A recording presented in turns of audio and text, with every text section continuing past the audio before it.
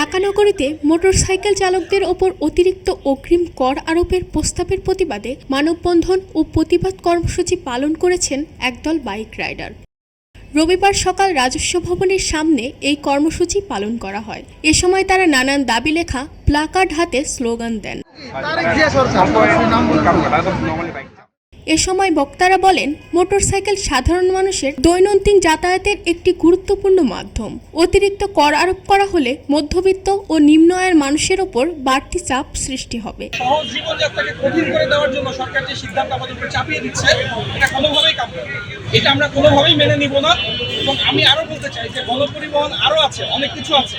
সেই পরিবহনগুলোর যে বিশৃঙ্খলা রোডে আমরা দেখি, সেই বিশৃঙ্খলা দূর না করে বাইকারদেরকে এরকম একটা সিদ্ধান্ত চাপিয়ে দিয়ে, আমাদের উপর এরকম একটা সিদ্ধান্ত দিয়ে আমাদেরকে যে বিপদের মুখে ফেলে দেওয়া হচ্ছে, এটা কোনোভাবেই কাম্য না। এখন বাইকার প্রায় 50 লাখ বাইকার, তাদের ফ্যামিলি সবকিছু মিলিয়ে আমরা খুবই একটা ঝামেলার মধ্যে আছি। দুর্নীতিগুলা এই প্রশাসনের লোকজন করে, সরকার, বিগত সরকার হোক, এই সরকার হোক, সরকারই তো করতেছে, এই সরকারই দেশ চালাচ্ছে। দুর্নীতি কিন্তু তারা করতেছে, দুর্নীতি আমজনতা করতেছে না, দুর্নীতি আমরা করতেছি না। দেশে রাজস্ব খরচ হচ্ছে তাদের পেছনে, অথচ সেই রাজস্বটা আদায় করার জন্য আমাদের গলায় পাড়া দিয়ে সেই টাকাটা আদায় করে নিচ্ছে। এখন 50 লক্ষ মানুষের পেছনে যদি কর ধার্য করা হয়, বাৎসরিক 2000 কোটি টাকার মতো আসে। আমি একটা হিসাব করে দিই, সবকিছু মিলে 2000 কোটি টাকা কিন্তু কম না।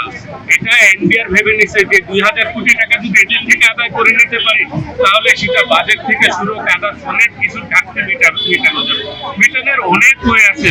বাংলাদেশে অনেক ব্যবসায়ী আছে যারা কর ফাঁকি দিচ্ছে, অথচ দেখেন ট্যাক্সের আওতা যখন আসে আমরা দেখি তারা ট্যাক্সে প্রথম হচ্ছে বিড়ি কোম্পানি। এটা ভাবা যায়? একটা বিড়ি কোম্পানি বাৎসরিক ট্যাক্সের দিকে প্রথম হচ্ছে, সে সর্বোচ্চ ট্যাক্স করদাতা হচ্ছে, অথচ হাজার হাজার গ্রুপ অফ কোম্পানি আছে যাদের বিলিয়ন ডলার পর্যন্ত তাদের ব্যবসা, কিন্তু তারা কিন্তু কেউ করদাতা কিন্তু প্রথম হচ্ছে না।